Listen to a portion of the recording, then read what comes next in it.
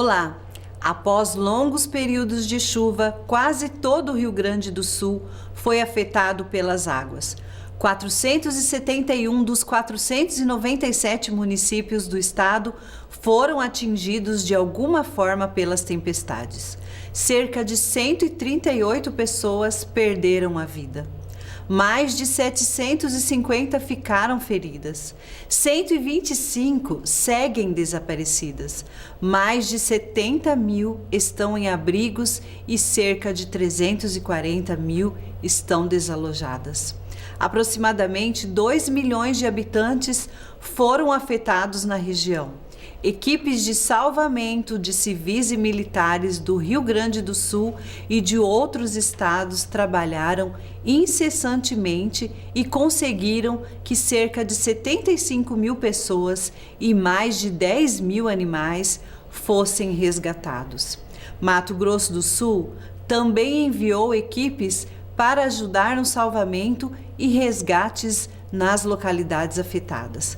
Para falar sobre esse trabalho realizado no Rio Grande do Sul, está conosco a soldado do Corpo de Bombeiros Militar, Jéssica Lopes. Jéssica, muito obrigada por você estar aqui no programa Segurança em Pauta para falar um pouquinho da experiência de vocês lá no Rio Grande do Sul. Eu que agradeço o convite, e a oportunidade de estar aqui. Jéssica, qual o período e para qual localidade vocês foram designados? Nós fomos designados no dia 13 de maio para Encantado, que é a região do Vale do Taquari. Nós não ficamos na área alagada, porque no Rio Grande do Sul tinha a parte alagada, que era Porto Alegre, São Leopoldo, e nós já ficamos na parte do Vale. E quantos militares e quantos cães foram enviados para essa operação? Bom, do Corpo de Bombeiros de Mato Grosso do Sul, nós fomos com a cadela Laika, fazendo o binômio com o sargento Thiago Calunga e os dois auxiliares, que é eu e o soldado Humberto. Mas lá na região onde fomos designados, trabalhavam cerca de 20 a 30 militares por dia e tinham mais outros dois binômios, que eram do Mato Grosso, que é a sargento Daiane com a cadela Maia e o soldado Jorge com a cadela Bela. Foi a região Roca Salles, né? Isso, a área rural de Roca Salles. E qual o principal objetivo do trabalho dessa equipe no local da tragédia? Bom, era uma área de deslizamento, tem muitos morros por lá, e houve um deslizamento que acabou pegando uma família de 6 pessoas, e aí o nosso intuito era resgatá-los lá, aí com a ajuda do cão, com o trabalho coletivo. Ô Jéssica, além das águas da enchente e os deslizamentos de terra, desmoronamentos de edifícios e barreiras também foram responsáveis pela destruição da região, Como que é feito o trabalho de resgate destas vítimas? Bom, o Corpo de Bombeiro, ele tem várias formas de atuação nesses locais, seja através do desmanche hidráulico, uso de máquinas, ferramentas e, no nosso caso, nós utilizamos a ferramenta cão para direcionar os trabalhos. E este tipo de trabalho é bem minucioso e a ajuda da Laika, foi fundamental, eu creio, para achar as vítimas que, infelizmente, não resistiram, eu costumo dizer que o bombeiro, ele é capaz de encontrar, e seria capaz de encontrar, as vítimas, só que é um trabalho que ia durar muitos meses, por ser uma área muito grande, com um volume de terra muito alto.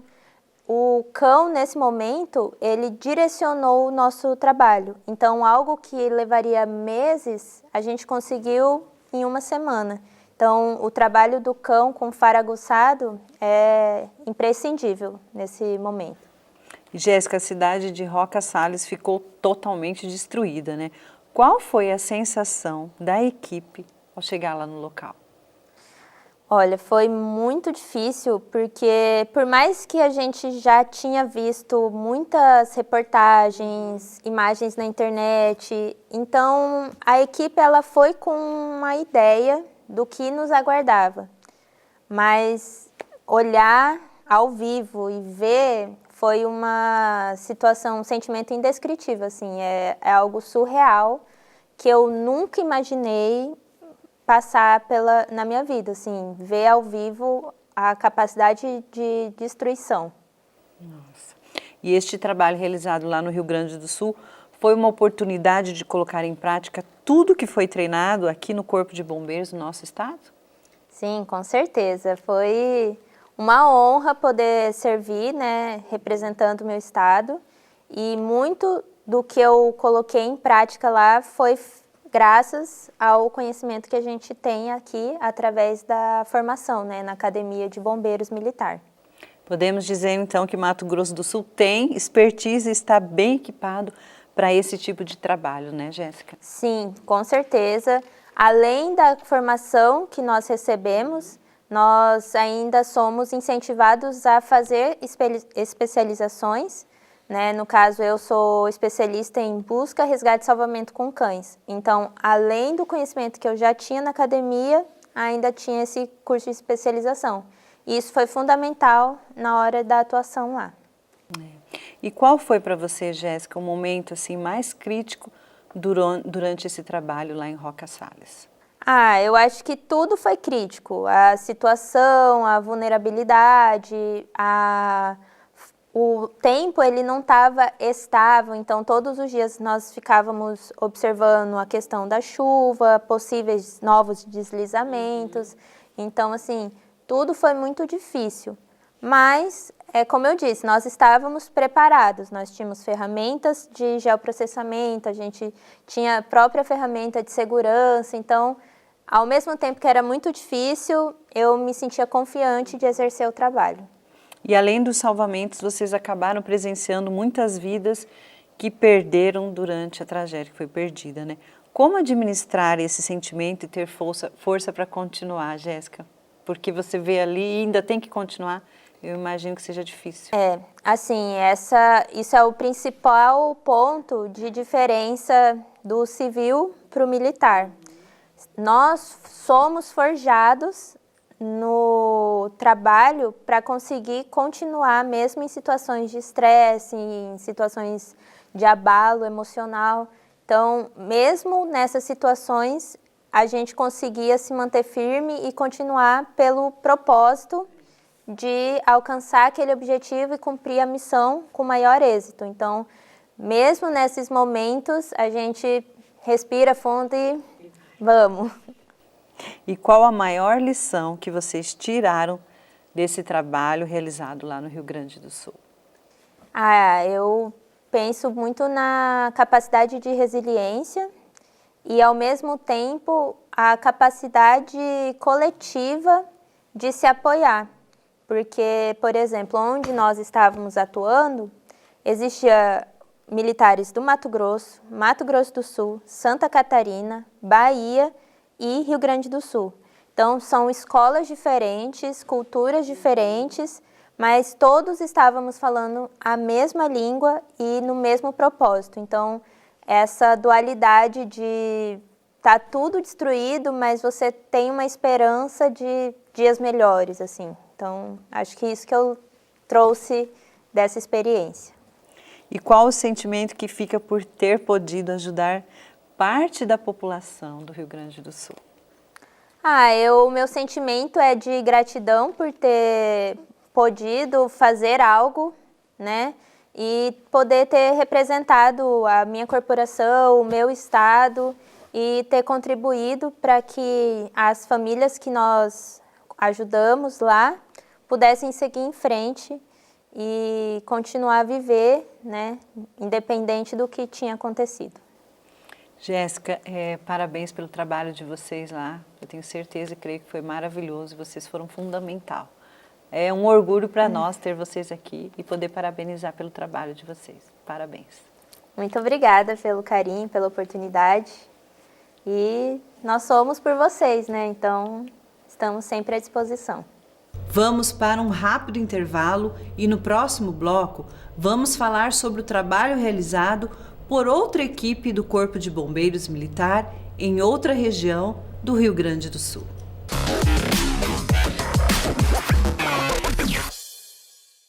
O progresso é uma escalada árdua. Exige persistência, união de esforços, algumas pausas para analisar o terreno e retomar a subida. Assim foi a escalada do primeiro projeto de lei voltado integralmente ao Pantanal. Ministério do Meio Ambiente, ONGs ambientais, produtores rurais, Governo do Estado e Assembleia Legislativa se uniram em busca de soluções. Depois de muitos debates, estudos e projetos, a Assembleia aprovou a Lei do Pantanal, que vai garantir direitos para os pantaneiros, beneficiar produtores, fomentar o turismo ecológico e, acima de tudo, garantir o futuro do bioma.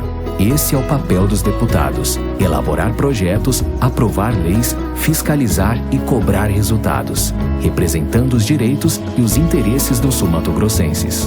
Lei do Pantanal. Novos horizontes para o desenvolvimento sustentável. Assembleia Legislativa de Mato Grosso do Sul, o estado do Pantanal.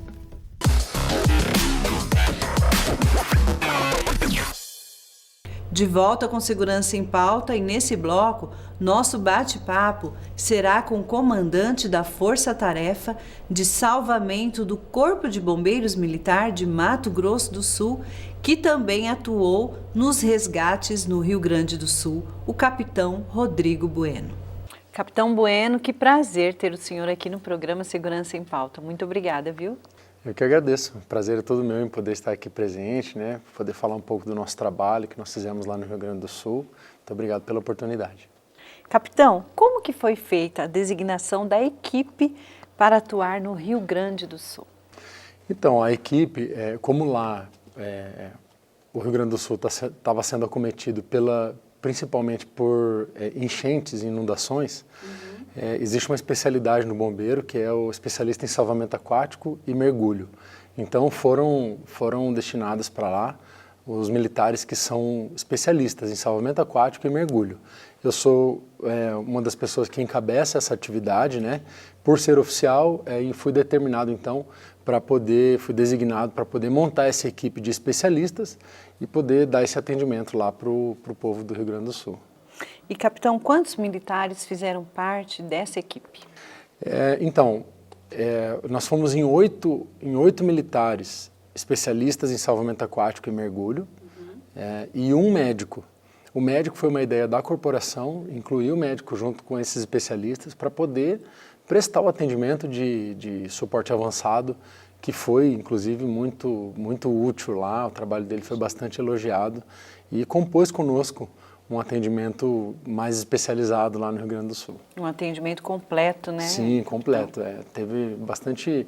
Acabou que o Mato Grosso do Sul virou uma referência também pelo fato de ter levado um médico. Capitão, não foi só pessoal, né, que foi com vocês. Sim. Vocês também levaram equipamentos para ajudar no trabalho? Então, a primeira equipe que eu fui o comandante da primeira equipe, né? Nós fomos a gente chamou de 2 células autônomas de trabalho. Então nós fomos em 2 caminhonetes, fomos em 9 militares, né? 8 especialistas, um médico, e nós levamos 2 embarcações, 2 caminhonetes com 2 embarcações, com motor, com uma célula independente de trabalho. Justamente porque no local onde a gente foi, os recursos lá já estavam esgotados, então a gente chegou lá com autonomia de trabalho, né? Todo o equipamento necessário e também equipamentos de salvamento diversos, né? E, capitão, para qual região vocês foram? Nós fomos acionados na quinta-feira, no dia 2, para ir para a cidade de Montenegro.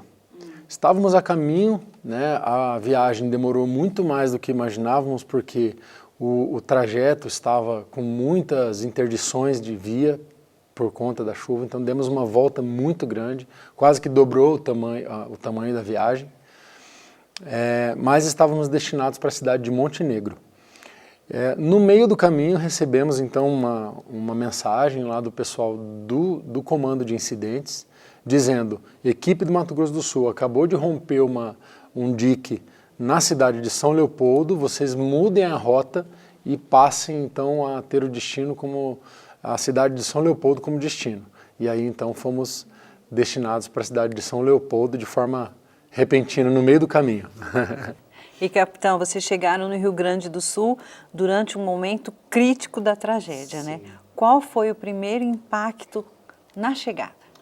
Primeiro dizer que a chegada, com o aproximar da cidade de São Leopoldo, nós fomos também nos aproximando com a realidade. Né? A gente parou num posto de gasolina estávamos a 300 quilômetros do destino final, a gente parou num posto de gasolina. Veio um caminhoneiro conversar conosco, agradecer pelo empenho e contar algumas histórias, né? Que nos aproximava aquela realidade caótica que nós estávamos próximos a nos depararmos, né? E então, assim que a gente chegou lá, como tinha acabado de romper o dique, nós fomos a primeira equipe de fora do estado do Rio Grande do Sul a chegar no local. Então, a gente chegou num momento caótico. A gente chegou por volta de 11 horas da noite e já colocamos os equipamentos e fomos para o trabalho, né? A cena, sendo mais objetivo para a resposta, né? A cena que nós encontramos, uma cena de caos, né? Pessoas em cima do telhado, gritando socorro. A gente assim, até em algum momento, como éramos destinados para os atendimentos mais especializados, às vezes deixávamos algumas pessoas que gritavam socorro e a gente falava, espera, já voltamos. E aí, às vezes voltávamos, às vezes não, às vezes já tinha sido resgatado por outra equipe de pessoas que estavam ajudando, civis, né, que estavam ajudando. Então, assim, foi esse momento de caos, assim, que durou nesse primeiro atendimento por volta de 30 horas. Nós trabalhamos sem parar nesse dia de chegada. Foi impactante. E por mais que o senhor tenha acompanhado pela televisão, né, pessoalmente é bem diferente, né, capitão? Ah, sem dúvida, sem dúvida. Ver pela TV é algo que a gente vê também em filmes, né? A hora que a gente chegou lá, na madrugada, navegando pelas ruas do centro da cidade, né? A gente se vê mesmo parte de um filme, de um cenário de um filme, sabe? Então, realmente, estar lá é muito diferente do que ver pela TV. Tem alguns elementos que a gente não percebe pela TV. Por exemplo, a qualidade da água, que tem um cheiro muito ruim, é o esgoto que está ali todo na água, lixo da cidade toda. Então, isso pela TV não dá para ter essa noção, essa dimensão, né? E como foi realizar o trabalho no local, capitão? Vocês trabalharam em conjunto com outras unidades? Como que é feito essa logística das tarefas? Então, quando a gente chega em São Leopoldo, lá estava estabelecido um posto de comando avançado. Então, tem um posto de comando central que era feito pelo Corpo de Bombeiros de Goiás, porque o presidente da Liga dos Bombeiros dos Comandantes Gerais é de Goiás, então estabeleceu-se o posto de comando em Goiás. E aí os postos de comando avançados nas cidades onde precisava, próximo da tragédia. E aí eles nos determinam qual missão devemos fazer, com qual prioridade, e é assim que funciona. Foi bem organizado lá em São Leopoldo, o sistema de comando de incidentes foi bastante organizado. E, capitão, durante as operações de salvamento, como era feita a comunicação de vocês? A comunicação foi estabelecido lá como nós estávamos numa área urbana, né? Os bairros mais povoados, e obviamente estava tudo sem energia elétrica, a gente tendo que se abaixar no barco para passar nos cabos de energia, né? Porém, foi pelas empresas de telefonia móvel, foram feitas torres emergenciais, então lá estava pegando celular, internet, a gente conseguia, pelo grupo de WhatsApp, era um grupo de acionamento, a gente estava num grupo de acionamento, então a nossa comunicação estava boa. Em alguns locais estava oscilando o sinal, é verdade, mas via de regra nós conseguimos nos comunicar via WhatsApp, isso foi importantíssimo porque a comunicação numa situação de calamidade ela é essencial. Então foi bom que a gente conseguiu a internet para poder utilizar o WhatsApp, assim ser demandado nas ocorrências. E como foi trabalhar com bombeiros civis que foram e tiveram as suas famílias afetadas pelas águas? Então, tiveram bombeiros civis, tiveram bombeiros militares, que inclusive estavam trabalhando conosco lá do Rio Grande do Sul, fazendo parte do trabalho junto conosco, e aí papo vai, papo vem, olha, aquela ali é minha casa, embaixo d'água. Então, assim, perdeu tudo também e estava lá ajudando as pessoas, né? Isso era a realidade de alguns bombeiros, né? Mas era a realidade de muitas pessoas que estavam lá também. Então a gente via muitas pessoas ajudando que falavam, olha, a minha casa está embaixo d'água, eu também perdi tudo e estou aqui ajudando. Então a gente percebia um sentimento de solidariedade muito grande do povo gaúcho, sabe? E isso também é algo que nos impacta. Tudo que eu for falar aqui do que a gente viveu lá é impactante, porque fez um... eu digo que o ser humano que foi para lá trabalhar como fomos e voltar ao mesmo ser humano, não é ser humano. Vamos para mais um intervalo, é rapidinho, não saia daí.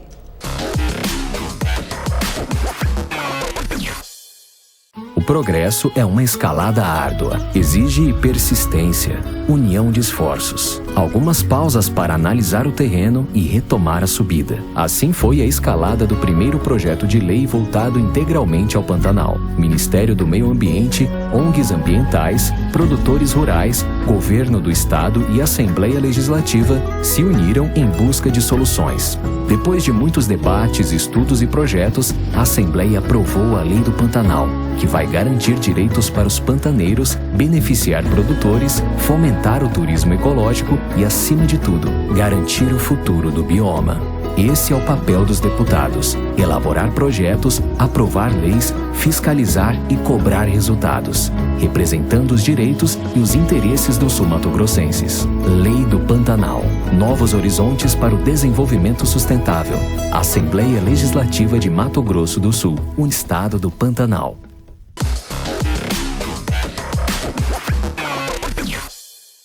De volta com Segurança em Pauta e hoje falando sobre o trabalho realizado no Rio Grande do Sul pela Força Tarefa de Salvamento do Corpo de Bombeiro Militar de Mato Grosso do Sul.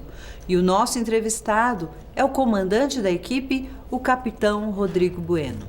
E capitão, apesar de alguns moradores estarem em andares altos dos prédios, né, onde a água possivelmente não chegaria. Sim. Mas havia uma preocupação com a parte da estrutura desses prédios? Vocês estavam preocupados com isso? As casas que são sobrados ou com 3 andares, a gente não tinha preocupação com a estrutura em si. Porque estruturalmente a casa, obviamente que as casas não são feitas para ficar embaixo d'água. Mas com o tempo essa casa vai ter algum problema de estrutura, sem dúvida. Mas, no momento ali, obviamente que as casas de madeira se tinham ido embora, já estavam todas, eram um amontoado de madeiras, né? Mas as casas de alvenaria têm uma certa segurança. Então, até pela capacidade de abrigos, que a cidade era limitada, a capacidade de abrigos, muitas das vezes passou a ser uma recomendação do comando para que nós orientássemos as pessoas a ficarem nas casas e o nosso trabalho passou a ser um trabalho de solidariedade, um trabalho humanitário, de poder levar mantimentos, donativos para as pessoas que ficaram em segurança nos prédios ou nas casas altas, né? Porque se saísse dali não teria capacidade pública, né, nos abrigos de poder receber essas pessoas. Então a parte da estrutura acho que estava tranquilo para essas pessoas, com certeza vão ter algum problema estrutural aí mais de longo prazo. E capitão, diante da tragédia, não só pessoas, mas os animais também sofreram com a situação. Acho que vocês viram bastante isso. Vocês realizaram também este tipo de salvamento com animais? Sim, sim, bastante. Até os números são impactantes também, porque quando a gente ia buscar as pessoas e as pessoas vinham com seu animal de colo, a gente fazia questão de levar também os animais. Só que muitas pessoas saíram com tanto desespero que deixaram seus animais para trás. Então, no início, nós estávamos priorizando resgatar as pessoas, mas a partir do 5º, 6º dia, muitas pessoas que foram resgatadas diziam: podemos voltar lá porque o meu cachorro ficou lá. E aí a gente escutava também algum relato assim, tipo, olha, a única coisa que me sobrou foi o meu cachorro. E falaram que ele está em cima do telhado, podemos voltar lá? E a gente voltava, enfim, né? Isso foi um trabalho... tinham ONGs trabalhando lá para poder receber esses animais também. Foi um trabalho bem importante com animais também. E nós nos inserimos nele, com certeza. Capitão, quanto tempo vocês permaneceram lá em São Leopoldo? E quais os números de salvamento de pessoas e animais realizado pela equipe de vocês? O senhor lembra? Lembro. Então, o tempo que a gente ficou, a missão durou 14 dias. 2 dias de viagem para ir, 10 dias de trabalho efetivo e 2 dias para voltar, né? Então são 10 dias de trabalho lá no local, né?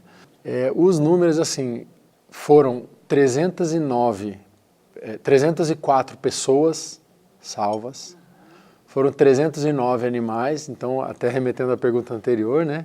Mais animais do que pessoas nós resgatamos, né? 309 animais e 512 trabalhos de ações humanitárias, que é essa que eu citei. Retornar lá para resgatar, levar o mantimento, fazer algum tipo de assistência que a pessoa precise. Nós estávamos lá à disposição da população mesmo, né? Então foram esses números esse número que eu estou passando, são os números da primeira equipe. Porque depois uma outra equipe nos substituiu, ficou mais o mesmo período que nós ficamos e com certeza os números se dobraram também, né? E a ajuda, capitão, dos civis também foi importante, eu imagino, para vocês, né? Nos resgates lá na cidade, como que foi? Foi, principalmente nesse período aí dos 3, 4 primeiros dias, que foram dias de desespero, teve gente que ficou por dias em cima do telhado, né? É emocionante foi emocionante viver os civis se ajudando, né? Então assim que terminava a parte alagada, tinham barracas de pessoas com mantimentos, e tudo feito por eles mesmos. Café, muitas vezes a gente passou muito frio lá, né, a nossa equipe. Muitas das vezes a gente saía com as pessoas, com as vítimas, a gente já escutava, bombeiro, aqui ó, um cafezinho, e também para as vítimas, obviamente, né, a gente priorizava as vítimas, mas também éramos assistidos por essas pessoas, né? Tinham médicos ali. Um cuidando do outro, né? Um cuidando do outro, foi bonito de ver. Então, assim, água à vontade ali no local de saída da parte alagada, né? Então foi emocionante viver isso. Muitos barcos também de pessoas comuns, de civis, ajudando também no trabalho, né? Muitas das vezes, quando era um pouco mais especializado o trabalho, tinha que buscar descer de altura, alguma coisa assim, eles remetiam a nós e aí nós íamos fazer o trabalho um pouco mais especializado, mas foi imprescindível a ajuda da própria população. Eu digo que o povo gaúcho me deu, além de inúmeras lições, uma lição ali de solidariedade, de união entre eles, né? A gente vê que o povo gaúcho é bastante tradicionalista, né? E isso se refletiu nessa tragédia, foi perceptível e emocionante viver isso lá. E, capitão, qual foi o momento mais marcante para o senhor durante o trabalho realizado lá em São Leopoldo? Eu sei que deve ter vários, mas assim, um que te marcou, que você não vai esquecer mais. Essa pergunta é um pouco difícil, assim, porque nesses dias de trabalho, nesses 14 dias, né, a gente vive muitas emoções, né? Muitas. Então são muitas histórias. Quando me fazem essa pergunta, eu remeto a essa lembrança da chegada, né? Que foi muito impactante mesmo. Pessoas pedindo socorro e a gente com esse sentimento de impotência, porque o nosso barco tem todo barco, né, tem uma capacidade limitada e muitas das vezes a gente não pode negligenciar a questão da segurança, obviamente.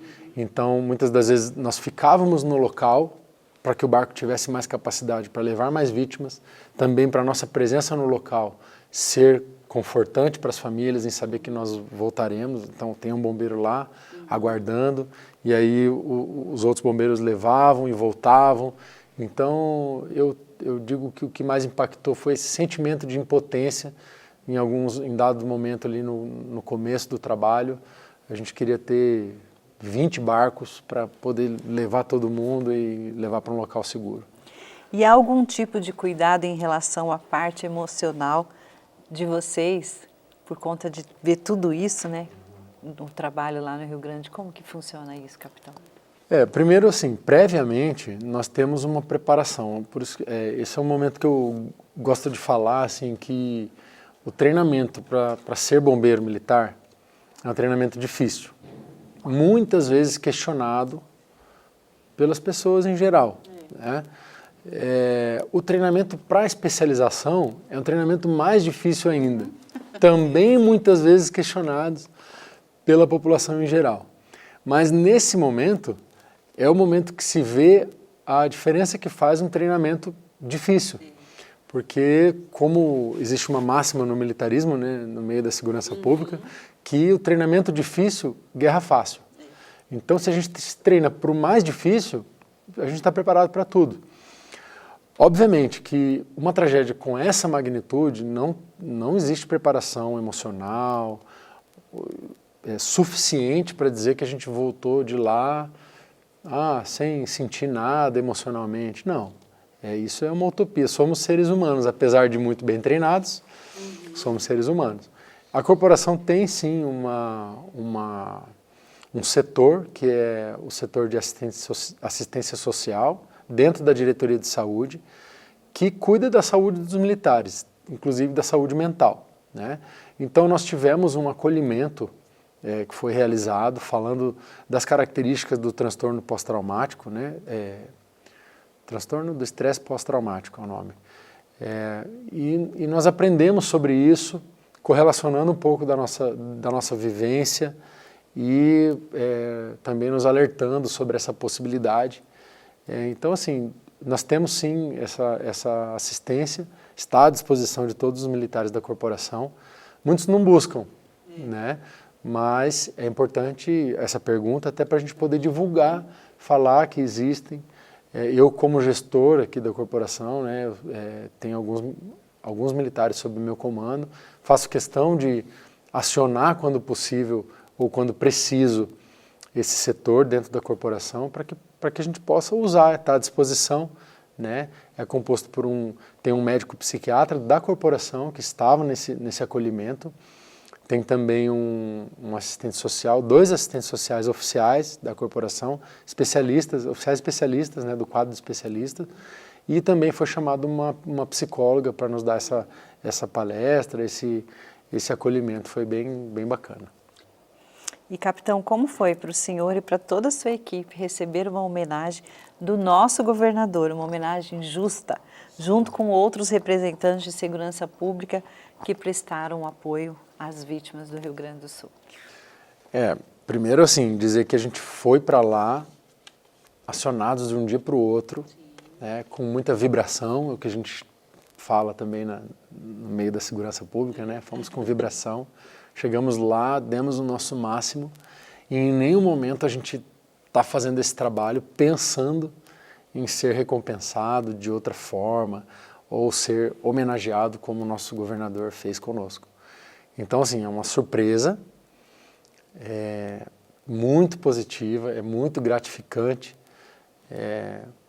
até mais do que a gente imaginava. A gente ouve, olha, vocês nos representam, vocês são heróis, enfim, a gente escuta muita coisa assim e foi muito bom receber isso de forma materializada, com um elogio individual que recebemos do nosso comandante máximo, que é o governador do estado, né, o nosso gestor. É um reconhecimento do nosso trabalho, que nos faz motivar cada vez mais e dizer que estamos prontos para a próxima, né? Quando precisar, pode contar conosco, nós vamos levar com toda essa vibração, com todo esse profissionalismo, com toda essa vontade, essa garra, um nome não só da corporação, mas também do estado de Mato Grosso do Sul. Capitão, parabéns, e a gente também tem muito orgulho do senhor e de toda a sua equipe, viu? Muito obrigada. Muito obrigado. Eu que agradeço mais uma vez pela disponibilidade, né, de mostrar o nosso trabalho e nos chamar aqui. Fico sempre à disposição, né? A experiência que nós tivemos lá, creio que quanto mais nós pudermos falar dela, é melhor, porque gera um aprendizado para todos nós. Obrigado. Obrigado, Lucilene. Obrigado a toda a equipe. Deus abençoe. E o Segurança em Pauta vai ficando por aqui. E você de casa pode nos ajudar a fazer o nosso programa ainda melhor. Mande seus comentários, suas dúvidas e sugestões por meio de nossas redes sociais, em especial pelo Instagram. Veja também as novidades da Polícia Civil em nosso site. Até a próxima!